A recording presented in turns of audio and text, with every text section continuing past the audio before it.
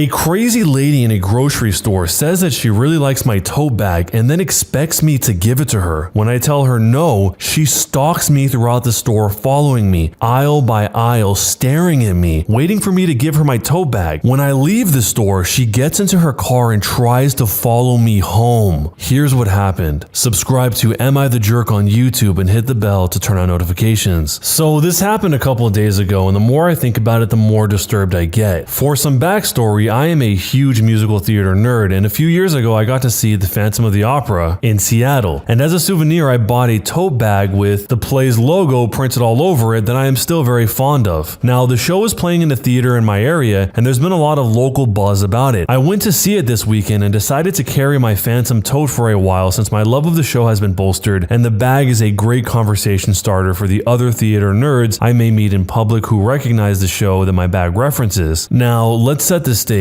A couple days ago, I went to the grocery store near my apartment to stock up on some pretty standard foodstuffs. When I walked in, I saw a cashier that I'm friendly with working at the self-checkout kiosk, so I stopped to talk to him for a few minutes. My bag was hanging over my shoulder within clear view of the doors. After a couple of minutes into my chat, I felt a tap on my shoulder, so I turned around to address whoever was trying to get my attention and found a relatively normal-looking woman. Average size, normal clothing, normal hairstyle, nothing to indicate that this woman was a Karen type in any way. Is that the Phantom of the Opera on your bag? Me being happy to chat about one of my favorite musicals. Yeah, do you like the show? It's fine. I took my daughter last weekend to see it at the local theater. She loves musicals. Me too. I thought it was a really great show. The cast did a really great job, and she cut me off to say, "Did you buy that bag there? I didn't see that bag at any of the booths." "Actually, I got this in Seattle. I saw the show a few years ago." Oh, because there weren't any souvenirs of this show my daughter liked. She would love that bag. Then she looked at me expectantly. Then as I start to realize what she wants, I say, I'm sorry your daughter didn't find any keepsakes that she wanted. She was so disappointed. She didn't have anything to remember the show by. She would love your bag. Love it. Well, I know. I love this bag. I hope next time your daughter sees a show, she finds a souvenir she likes. I'm pretty nervous to this point because I'm very non-confrontational, and I've read plenty to know entitled parents like causing scenes. I grip my bag very tightly, trying to hold it against my body with my elbow and with both hands tightly on the straps. I tell her, I've got to go do my shopping now, excuse me. To my pleasant surprise, she didn't say anything else, so I really thought I'd gotten away without any crazy happening. I grabbed a basket and went to the cereal aisle. As I'm putting Cheerios into my basket, the entitled mother also enters the aisle. She doesn't have a cart or a basket, and she doesn't try to approach me again. Instead, she just stares at me. I decide to try and ignore her and go about my business as usual, grabbing the things on my shopping list. Every aisle I go to, she follows me into. Every single one. Just staring at me. I'm certain she was waiting for me to let my guard down. I go through the self-checkout and she hangs by the discount bread rack nearby, still watching. Knowing she's probably not going to give this up when I leave the store, I flag down my acquaintance working the self-checkout kiosk and tell him I'm pretty sure that the entitled mother is going to follow me to my car. He's wary of her and walks me and my purchases out to the parking lot and doesn't leave until my bags are loaded and I'm in my car with my doors locked. I was still keeping an eye on the entitled mother, and sure enough, she left the store when I did, watching me as I got to my car. I saw her get into her own car, still watching me. My acquaintance who walked me out went back to the store and I was left alone in my vehicle, caught in an awkward staring match with the entitled mother also in her car. She didn't even try to hide the fact that she was watching me. It dawned on me that the entitled mother was likely to follow me home, so instead of taking my usual exit that would take me back to my apartment, I drove over to the exit that turned off onto the more major street. The entitled mother followed me like I expected. I sat there for a couple of minutes at least, waiting. See, there's an intersection at the corner of the grocery store with really long light times, so cars end up lining up a fair amount. I waited until the last possible second until that light turned green and unleashed a wave of cars turning right just before they hit, leaving the entitled mother stranded to wait for them to pass if she wanted to follow me. I drove up the street and got onto the highway, then took the exit for the next neighborhood over and took the back way to my apartment. My car is pretty noticeable. It's bright orange, and I didn't want to take any chances that the entitled mother may recognize my car by going back the way I came. It seems that I successfully ditched her because no one has come banging on my door demanding I give than my phantom tote. Needless to say, I will be leaving that bag at home from now on. An update from the future. For anyone who still cares about this incident, I have news. The entitled mother has been banned from the grocery store. I haven't seen her since, but my acquaintance who works there saw me come in this morning and asked me if I remembered the crazy lady who wanted my bag. It turns out she's been in a few times since she followed me home, but didn't pull anything until last week when she attacked a girl trying to steal her My Neighbor Totoro themed jacket, again claiming her daughter would love it. Police were called. I have no clue if that poor girl is pressing charges, but I hope she is. Either way, the crazy entitled mother is no longer allowed in the store, and us nerds can once again shop there with our nerd merchandise in peace. So in this situation, what would you have done? This is actually kind of a horrifying situation. The mother followed her out of the store, got in the car, and tried to basically chase her car all the way until she went back home to do what? To bang on her door and ask for the tote like the OP suggests here? Or something much more insidious than that? We'll never really know because luckily the OP was able to lose her on the way back home. But that is a pretty serious thing. Somebody trying to follow you home to find out where you live is obviously something to worry about. Somebody being awkward or staring at you in a store is one thing, but she took it to the next level. I wouldn't be surprised if this mother wasn't a mother at all. If she didn't even have a kid and she just becomes fixated on certain things and has this automatic go-to excuse of, my daughter would love it,